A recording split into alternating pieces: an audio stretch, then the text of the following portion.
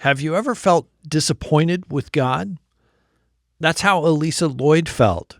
She had been serving the people of Haiti in Jesus' name along with her family. But she remembers the day she heard the news that her son and daughter-in-law had been murdered. I felt like God let me down, honestly. You don't do stuff for God, for him to do stuff for you, but somehow I was like, God, I've gave a lot of my time down there in Haiti, and this is the reward I get. I don't understand. Jesus never promised his followers an easy path. In fact, he told his disciples that the world would hate them. He sent them out as sheep among wolves. Jesus' words came true in the life of the apostles, and they're still coming true today in the lives of his followers around the world. Join host Todd Nettleton as we hear their inspiring stories and learn how we can help. Right now on the Voice of the Martyrs Radio Network. Welcome again to the Voice of the Martyrs Radio. My name is Todd Nettleton, and we are in our studio today in Bartlesville, Oklahoma with David and Alicia Lloyd. They are missionaries to Haiti, long-term missionaries to Haiti. They are also the parents of Davy Lloyd, who was killed in Haiti along with his wife and one of their Haitian coworkers back in 2024, just 2 years ago. They are also the authors of a brand new book, Strong to the End. It is coming out on May 5th. You can already pre-order it. I want to so encourage you to get a copy of this book and read it. It is an amazing story. It is so well told, well written.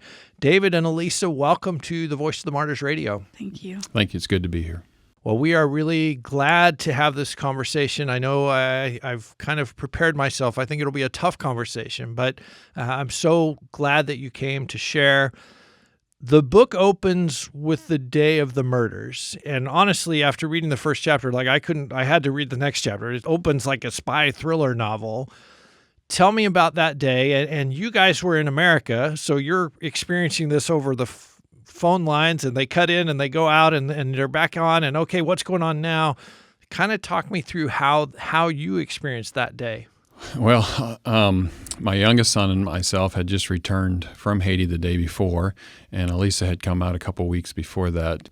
So the flights had been shut down in and out of Haiti, and then the Haitian airline Sunrise had a charter company. They had restarted flying in and out of Port-au-Prince again. So I went to Davy and Natalie the week before and said, hey, the flights are flying.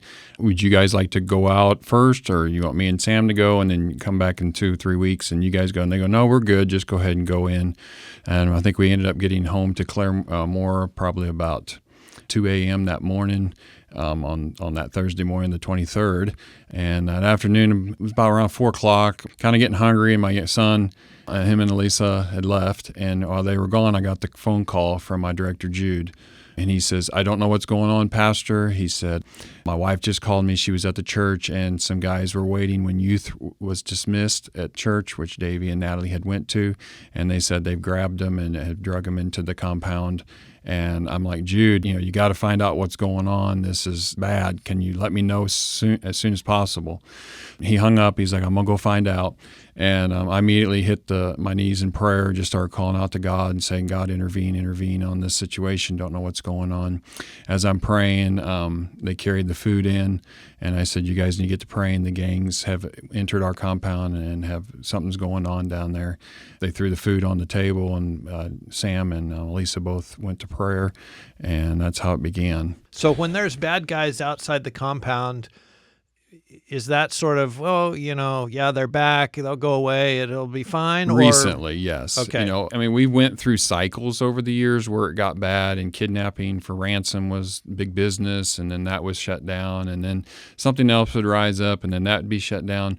This newer movement that's probably been 5 or 6 years, people say, how did the gangs get started? There's a lot of in-depth, who knows. They're well-financed and well-armed. They outman and outgun the police. Mm-hmm. So throughout Port-au-Prince area and the suburbs, they just continually taking over more and more area.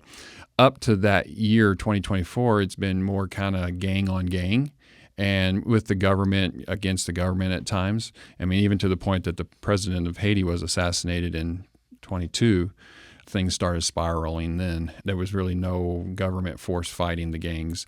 And then in February of 2024, the spokesperson for the gangs, Barbecue as he's known, he rose up and made a statement. He says, well, we need to quit fighting each other and just fight the government and the political situation in Haiti. So that's when the gangs kind of all formed together, and that seems like when it started getting a little bit more, you didn't really know what to expect. The week they did that, they killed the police toward the police station and the jail up for our area. And there was 5 police officers that was killed that night. My.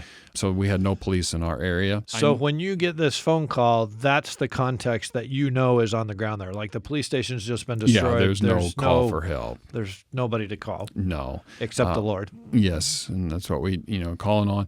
In that sense, there's nobody to call, but at the same time, you hoped your relationship with the gang was enough that they might want to not go too far with it. They know we were helping the area. Supposedly some of the gang members had kids in our school. We had a commercial bakery, and my policy was we always gave food to anybody that was hungry. We'd give bread. We just give bread to them. And if the gang guys came and said they were hungry, I gave bread. That's just what we did, no matter who you were. So, going to town, you had to go through checkpoints to get to town. We were about 6 miles from the grocery stores, 8 miles from the grocery store. And we went through at least one gang checkpoint every time we went in and out of town. And you would pull up with 20 guys with ARs and 1 or 2 maybe fully automatics and a lot of pistols, and just talk to them. And I invite them to church, tell them they need Jesus. And one guy goes, "Yeah, I know where your church is. I know what you're doing. You're doing a good work." So you're kind of hoping that you had developed a relationship there, that they wouldn't go as far as what they did that night. To this day, we do not understand why we understand the theft part of it, because they just want more, and the greed, but it seemed like it was just a very demonic presence that came upon the scene. From the eyewitness reports, most of them was high or drunk and really didn't realize what they were actually doing, demon-possessed. It was. Alicia, what was your experience of that evening and that night? So that evening, I just expected that God was going to protect everybody. They took, what they came to get. And even the October before that, the gangs had came within like a couple blocks of our compound, and we had all banded together and prayed. And everybody in the area was shocked because they said it was like the gangs couldn't pass a line. They could only come so far. And it seemed like God had a protecting hand, like on our church and our school and on our children's home. And so that night when we got that call, I just expected that, yeah, it's bad. In my heart, I felt heavy, and I knew that it was bad, and I knew they had hurt my son, and I was concerned about him because I knew there was no hospital or place to get medical attention, but I just never expected that they would go that far. And like I say, God had always kept his hand on us up until that point, so I just kind of expected the same thing. We had been faced with many things over the years being in Haiti. Davy and our daughter Hannah was kidnapped in 2005. The Lord brought them miraculously back to us the next day after talking to the kidnappers that Saturday morning. They wanted $300,000. Then just a couple hours later, the police said, "Come pick them up at the police station." I've been shot out twice, and the bullets are nowhere near, hitting us. And just with the earthquake tragedy and the hurricanes, whenever there's always been, it seemed like an attack of the enemy. We've had bullets through our gates and almost hit the kids in our home. And just when sometimes I get to talk, and it just seems like I'm making these stories up because it's been like that many times, but every time the Lord has always come through the way we thought he should come through, right, and the way we wanted him to come through. Right. And we was expecting that once again with this situation. Now, I know at some point you actually talked to Davy on the phone, yes, and that he was kind of like, "It's going to work out. It'll be fine." Like, what was that like? So it was 2 different attacks. The first gang came in, and they kept saying, "We got to hurry before the next group gets here." And it seemed like they knew we had a safe with the money for the staff and the expenses while I was in the States. It seemed like they knew about it. It seemed like they knew what they were after. Davy kept preaching to them, and that was getting them stirred up. They would slam his head into the concrete, and one of the boys we raised, he kept telling Davy, "You got to quit preaching to them and just be quiet." And he says, "But this might be the only chance they have to hear the gospel." Wow. And he says, I've got to let them know that Jesus loves them and they can have forgiveness. They grabbed our vehicles and got the keys for them and load the safe and a bunch of equipment, electronics up, and went to leave. That was the time then when Jude had called me, so he was back. Jude was our director. He had been with us for 20 years and just one of the most godly, honest, greatest men you could ever want to be working with you, a co-laborer in the kingdom of God. Everything that Missions in Haiti has accomplished up to that point, he had his hand in it. Wow. Jude did. He was very instrumental. Actually, my kids, we grew up in Haiti, so that they called him Uncle Jude. He had bought a piece of property behind and built a house behind our mission house on a separate piece, and that's where he had called me from originally.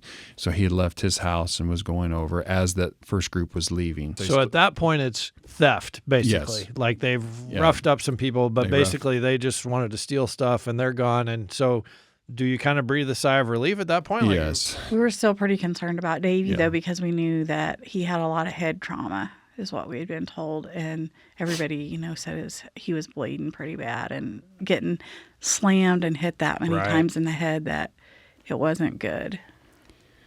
Because when Jude got to the house, then he used his phone to call me, and Davy had said he'd been hit in the head with the butt of a gun, and he didn't tell us he had been his head had been slammed, but he said he had blood down the side of his head. I said, you need to go to the hospital. And he said, yeah, I'm going to go get checked out, but I've got to get a few things settled here first. As we're talking, I'm trying to, feel through what had been stolen. He was upset. He was crying, Dad, I'm sorry. They took everything. I'm like, there's nothing you can do. There's no reason to say you're sorry. There's nothing you could have done. And then he's like, Dad, I don't know what's going on, but something else is happening. I think they're back. In the phone, he hung up the phone to go see what was going on. That was when the second group attacked the compound then. And I guess from what eyewitness accounts are, they just came in with guns ablazing and was just shooting and scaring everybody. And Jude, my son, and Natalie, my daughter-in-law, they fled to our personal home, which was on the other end of the property that had the Starlink for communication purposes, I'm assuming. And then everybody else fled back to the mission house. And some of the older boys actually climbed up over the wall and stuff. We're talking this week on Voice of the Martyrs Radio with David and Alicia Lloyd. They are longtime missionaries in Haiti. They are also the authors of a brand new book, Strong to the End, that tells this story. Again, I would just encourage you to get a copy of the book. The first gang has gone. They stole stuff. What did the second gang want? Were they there to steal stuff too, but then they realized they were too late and there was nothing left to steal? Or what? It seems odd that there's like one attack and then another attack. One of the boys that we've raised, he's grew up with Davy. He had escaped over the back wall, as Lisa just mentioned, and he called me, and he's kind of my right-hand guy in maintenance. And I'm like, what's going on? And he was telling me what was happening, and I said, I'm asking you to take your life in your own hands, but I said, I need you to go and just find whoever's in charge and see how much money they need to stand down. See how much money, 'cause I've been trying to call through different channels, people that I knew who knew some of the gang, if I could make them an offer to stand down and I'd get them money as soon as I could. He did. He said he got within about 3 blocks from the house, and he said he was knocked down. So what are you doing back here? Beat up and drugged to whoever was supposed to be in charge. He said when he got there, his description was it was just a chaotic scene. One group was saying, let's just kill everybody. That's part of the mission. Let's just burn everything. Let's destroy everything. And another part would say, no, that's not what we've been sent here to do. He said he actually heard him say, we've been sent here to kill the white guy and his 3 children, his 3 kids. He said, we're not been sent to kill Haitians. So I assumed that they didn't know that my youngest son and Sam and I had left the day before, and they were sent there to kill me and Natalie, Davy, and Sam. So I've had people ask me, what did you do to make the gang so mad that you were, and I don't know. I mean, I have no answer as to why they turned like that. We did have another contact who went to one of the gang leaders and said, hey, what's going on? The missionary here helps the community a lot. Why are you doing this? And his response was, the missionary has been betrayed. Stay away from him and just let it go. Just so many questions about, because you've been there for 20 plus years. Like we've been living in that community since 2007. But the situation there now is, it's continually getting worse. The young people that had been in our church and school are now part of the gang because either you join the gang or you don't eat. because the gang control everything in that area. One of the things I loved in the book is how you share that when Davy and Natalie spoke in churches in America before they went to Haiti full time, Davy would say, Natalie is going as a missionary to Haiti, and I'm just going home. So talk a little bit about how Haitian Davy was. Davy's first language was Creole, and he always wanted to be a missionary from the time he was a little kid. He just said, someday when I'm the missionary, I'm going to do such and such, or someday when I'm the missionary, I'm going to help all the kids. And he just always had a heart for Haiti, and he loved them. He understood their culture, things that would frustrate David and I.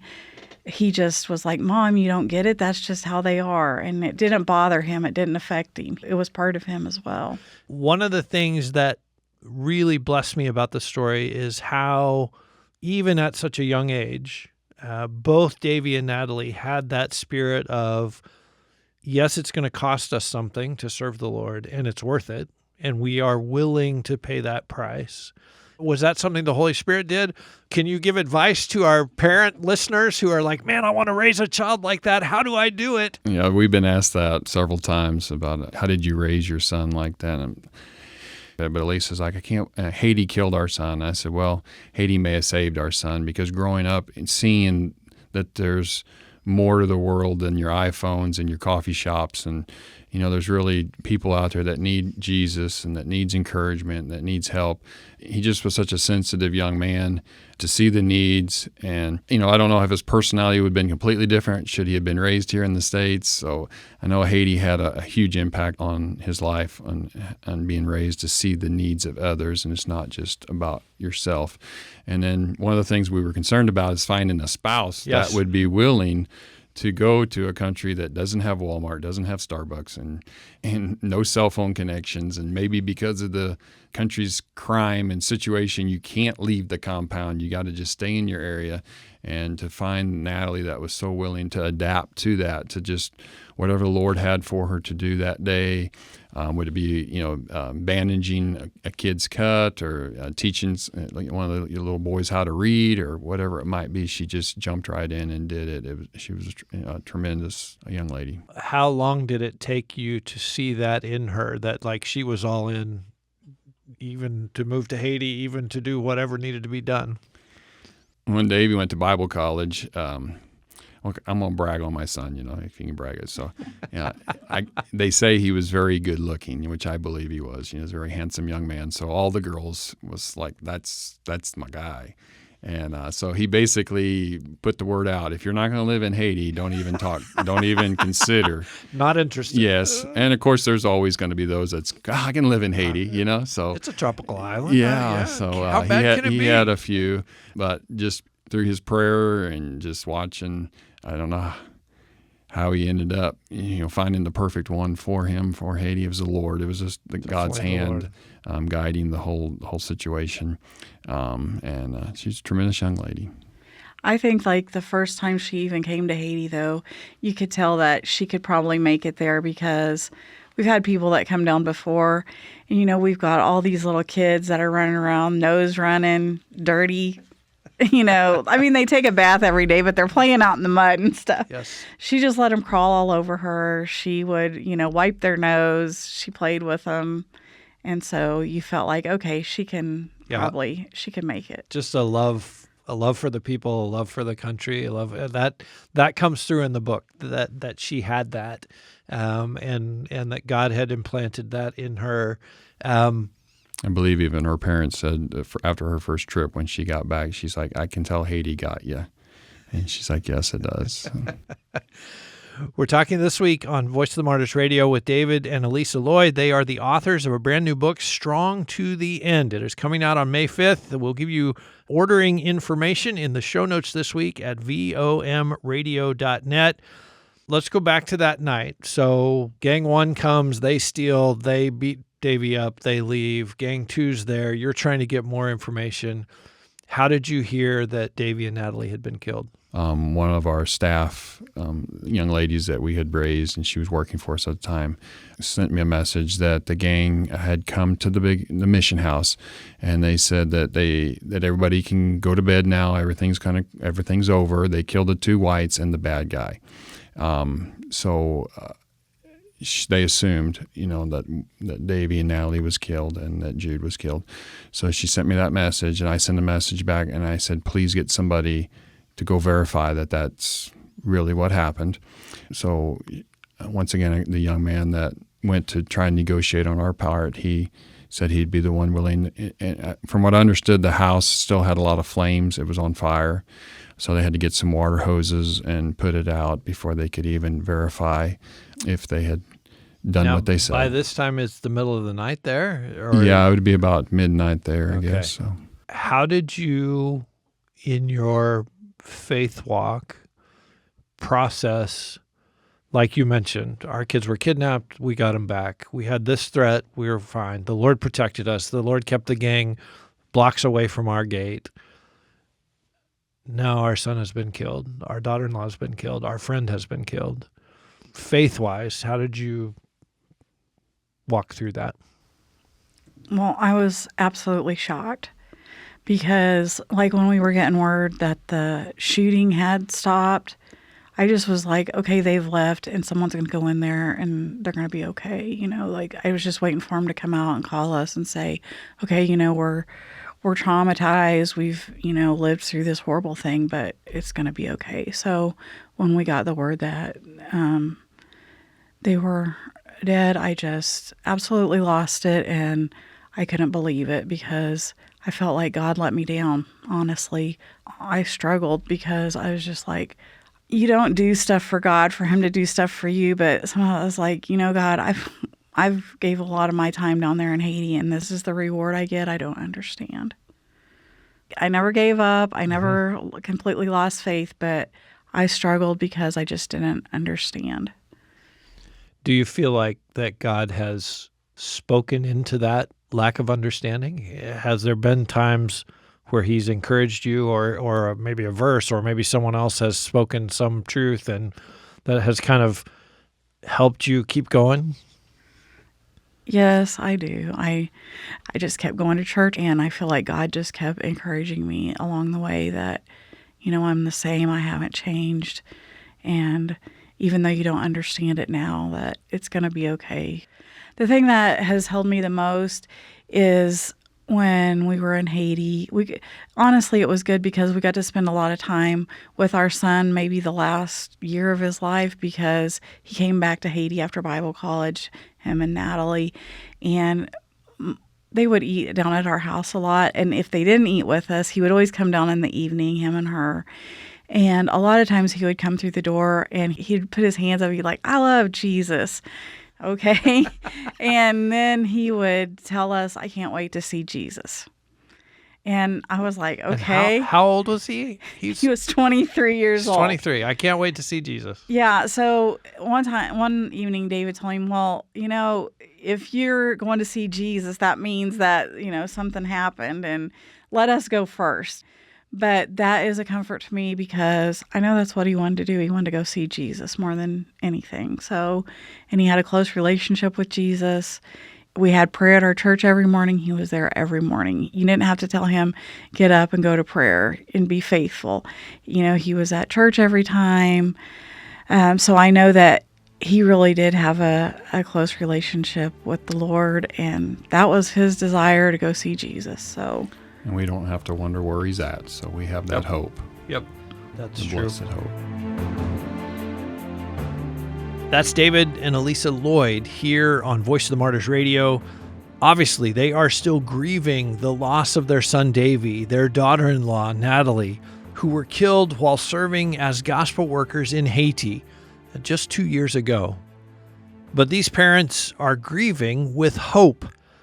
They know that their children love the Lord, and Davy and Natalie were ready to enter eternity.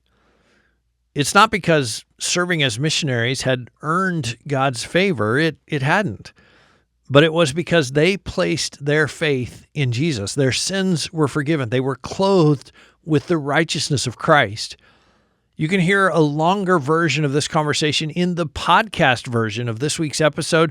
Just find VOM Radio wherever you listen to podcasts, or you can listen online at vomradio.net. We're going to hear part 2 of my conversation with David and Alicia Lloyd next week. You'll find out how Davy and Natalie's legacy is continuing and how God is using this story to draw people to himself.